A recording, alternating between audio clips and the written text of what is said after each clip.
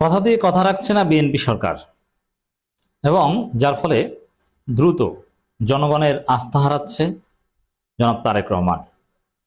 দর্শক, বিএনপি স্রেফ একটা প্রতারক দল, একটা ভণ্ডদের দল, এবং তারা জনগণের সাথে প্রতারণা করছে।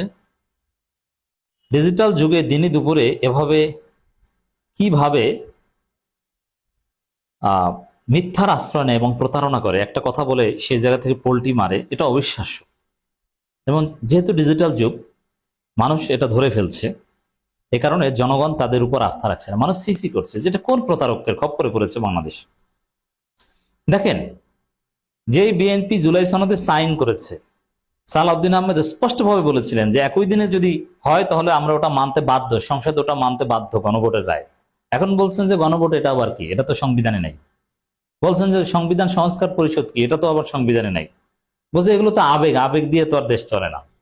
অথচ এটা মানার ক্ষেত্রে প্রতিশ্রুতি দিয়েছিল লিখিতভাবে, মৌখিকভাবে। আপনি চিন্তা করেন, এখন বলে আবেগ। আবার আরো নানান বিষয়ে সবার আগে বাংলাদেশ এই স্লোগান দিয়ে ক্ষমতা এসে এখন সবার আগে বিএনপি। এমনকি সামান্য জাকাত ফেতরা ত্রাণের শাড়ি, কম দামি শাড়ি, 3 পিস, এগুলো নিয়েও প্রতারণা করছে, বিশ্বাসঘাতকতা করছে। সবার আগে বাংলাদেশ, সবার আগে যাদের হক তাদেরটা দিবে, এটা দিতে পারছে না। তাদের নিজেদের এমপিদের ভাগ বটরা করে দিচ্ছে, অন্যদের দিচ্ছে না, গরিবদেরকে দিচ্ছে না, ধনী এলাকায় দিচ্ছে, কুড়িগ্রাম গাইবান্ধায় দিচ্ছে না, রংপুরে দিচ্ছে না, দিচ্ছে সিলেটের ধনী এলাকায়। তো দর্শক, আরো নানান জায়গায় প্রতারণা করছে। এবার আলোচনা করব আরেকটা প্রতারণা নিয়ে। সবচেয়ে বড় প্রতারণা, এটা আপনারা অলরেডি জেনে গেছেন, যে জুলাই সনদ নিয়ে বিএনপি প্রতারণা করছে। তারা জুলাই সনদ এখন মানতে চায় না, দিন শেষে চাপে পড়ে মানবে, কূট কৌশলের আশ্রয় নিয়েছে। এই যে সংবিধানের ব্যাখ্যা, অমুক তেমুক, সব কূট কৌশল, কোনো আন্তরিকতা নাই, কূট চালে লিপ্ত। আর জামাত এনসিপির এমপিরা তারা রেফারেন্স দিচ্ছে, তারা হক কথা বলছে, তারা দেখাচ্ছে, সংবিধানের রেফারেন্স দিয়ে দেখাচ্ছে যে রাষ্ট্রপতির আদেশ, এটা একটা আইন, এটা মানতে হবে। আর তারা কূটকৌশলের আশ্রয় নিচ্ছে। তারা একবার বলে যে ঠিক আছে, সংবিধান সংস্কার পরিষদের সদস্য শপথ নিব, আর একবার বলে যে এর কোনো অস্তিত্ব নাই। এবং হঠাৎ করে ক্ষণে ক্ষণে রং বদলায়, গিরগিটি। দর্শক, আরেকটা, এই যে গণভোটের রায় মানতে দ্বিধা সরকার, গণভোটের রায় মানতে চায় না। আপনি চিন্তা করেন, যে গণভোটের রায় মানে না, ডিরেক্ট ডেমোক্রেসি মানে না, এর চাইতে বড় প্রতারক, অগণতান্ত্রিক শক্তি পৃথিবীতে হতে পারে না। মানুষ আর যাই করুক, অ্যাটলিস্ট গণভোটের রায়কে অস্বীকার করতে পারে না। যেই বিএনপির জন্মই গণভোটের মাধ্যমে, সেই বিএনপি গণভোটের রায়কে এখন অস্বীকার করছে। চিন্তা করছেন কতটা প্রতারক হলে সম্ভব? তো এখনকার এই ভিডিওর আলোচনা বিষয়ে, বিএনপির 31 দফা থেকে শুরু করে নানান জায়গায় ছিল তারা জাতীয় সরকার গঠন করবে।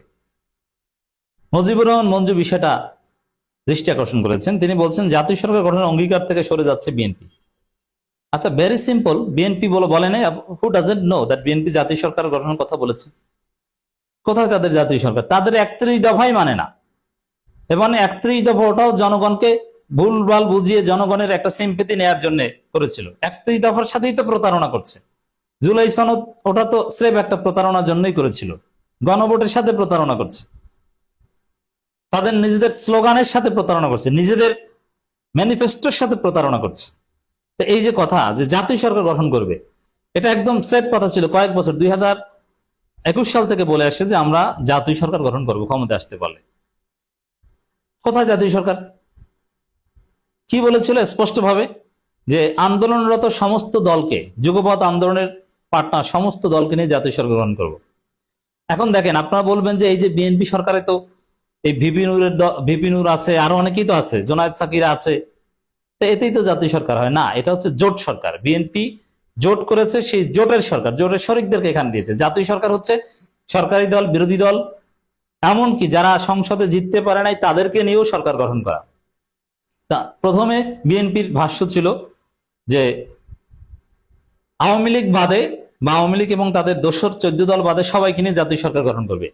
এরপরে আস্তে আস্তে বলছে না, জামাতও বাদে। ঠিক আছে, আপনারা জামাতকে বাদ দেন, কিন্তু অন্য যারা অ্যাটলিস্ট আপনাদের জামাতও যুগপথের পার্টনার ছিল, কিন্তু ভারতের ভয়ে যুগপথের পার্টনার হিসেবে জামাতের নাম স্বীকার করেনি। মানলাম জামাত আপনাদের সাথে ছিল না, জামাত আলাদা আন্দোলন করেছে।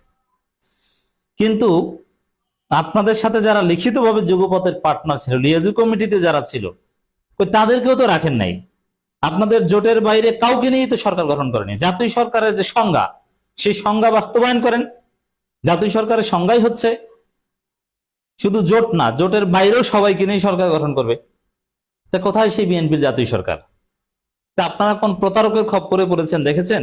নিজেদের কথা নিজেরা মানে না। কোথায় জাতীয় সরকার? কি বলবেন? এর উত্তর আছে কোনো? প্রতারক ছাড়া অন্য কোন উত্তর আছে? নাই। তো এইটি মুজিবুর রহমান মঞ্জু বলেছেন, জাতীয় সরকার গঠনের অঙ্গীকার থেকে সরে যাচ্ছে বিএনপি। হ্যাঁ, বিএনপির কমিটমেন্ট অনুযায়ী এই মুজিবুর রহমান মঞ্জুদেরও জাতীয় সরকারে নেওয়া উচিত, কারণ তারা বিএনপির যুগপথের পার্টনার ছিল। বিএনপির জোটে নির্বাচন করে নাই, তারপরও তারা জাতীয় সরকারের হকদার বিএনপির কমিটমেন্ট অনুযায়ী। কিন্তু এটা লাগবে না, কারণ বিপদ কেটে গেলে এই যে সালাউদ্দিন আহমেদরা সংবিধান অনুযায়ী থাকার কথা শিলংয়ে, এখন আবেগের কারণে বাংলাদেশে এসে এমপি হয়েছেন, এখন বলছেন এই আবেগ চলবে না। বিপদ উদ্ধার হয়ে গেলে তখন অতীতের কথা মনে থাকে না। এভাবে প্রতারণা করলে প্রকৃতি তাদেরকে ক্ষমা করবে না। বিএনপি যদি তাদের এই প্রতারণার উপর ইস্তেকামাত থাকে, তাহলে ন্যাচারাল রিভেঞ্জের মুখে পড়বে।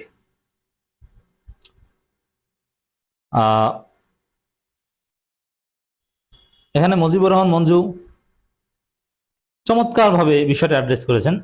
এমনকি তারেক রহমানের সাথে যে সাক্ষাৎ করেছেন সেখানেও এগুলো নিয়ে বলেছেন। বিএনপি আগে ঘোষণা দিয়েছিল ক্ষমতায় গেলে একটি জাতীয় সরকার গঠন করবে এবং সব রাজনৈতিক পক্ষকে সঙ্গে নিয়ে ঐক্যবদ্ধ বাংলাদেশ গড়ে তুলবে। সবার আগে বাংলাদেশের নীতিতে সামনে রেখে তারা জনগণের প্রত্যাশা জাগিয়েছিল, কিন্তু বাস্তবে ক্ষমতার রাজনীতিতে এসে তারা সেই রাজনৈতিক অঙ্গীকার থেকে সরে যাচ্ছে বলে প্রতীয়মান হচ্ছে। বিপদ থাকলে ঠিকই জাতীয় সরকার গঠন করত। এই যে বিপদ কেটে গেলে, অতীতকে ভুলে গেলে প্রকৃতি ক্ষমা করে না। এই জন্য বিএনপির সামনে বিপদ আছে, আবার বিপদে পড়বে। এবং এই 5 বছর মেয়াদেই সামনে যখন ভয়াবহ বিপর্যয় আসবে, ইরান যুদ্ধ যদি স্কেলেট করে, যখন বাংলাদেশে ছোটখাটো দুর্ভিক্ষ দেখা দিবে, তখন জাতীয় সরকারের জন্য কান্নাকাটি করবে। কিন্তু জামাত হয়তো বা তখন রাজি হবে না। মুজিবুর রহমান মঞ্জু বলেন, ঐক্য জাতীয় সরকার গঠনের পরিবর্তে শুরুতেই তাদের একদলীয় নীতি বহিঃপ্রকাশ লক্ষ্য করা যাচ্ছে, যা দেশের জনগণের প্রত্যাশার সঙ্গে সামঞ্জস্যপূর্ণ নয়। এটি গণতান্ত্রিক রাষ্ট্র সব রাজনৈতিক শক্তিকে নিয়ে জাতীয় ঐক্যের ভিত্তিতে দেশ পরিচালনা করা জরুরি বলে তিনি মন্তব্য করেন। তাহলে একদলীয় শাসন, এটার প্রমাণ তো যে ঈদ উপলক্ষে প্রধানমন্ত্রী ত্রাণ তহবিল থেকে গরিবদেরকে শাড়ি, লুঙ্গি, 3 পিস না দিয়ে বিএনপি ধনী এমপিদের ধনী এলাকায় শুধু দেয়, মঙ্গাবিরিত এলাকায় দেয় না। এটাই তো বিএনপির শুধু দলীয় চিন্তা, দলের বাইরে কিচ্ছু বোঝে না। এমনকি তারেক রহমান নিজেকে সবার প্রধানমন্ত্রী মনে করেন না, শুধু বিএনপির নিজেদের লোকদের প্রধানমন্ত্রী মনে করেন। তো দর্শক, বিএনপি যে কত বড় প্রতারণা করছে আপনারা দেখলেন, হাতে কলমে আমরা আপনাদের দেখালাম।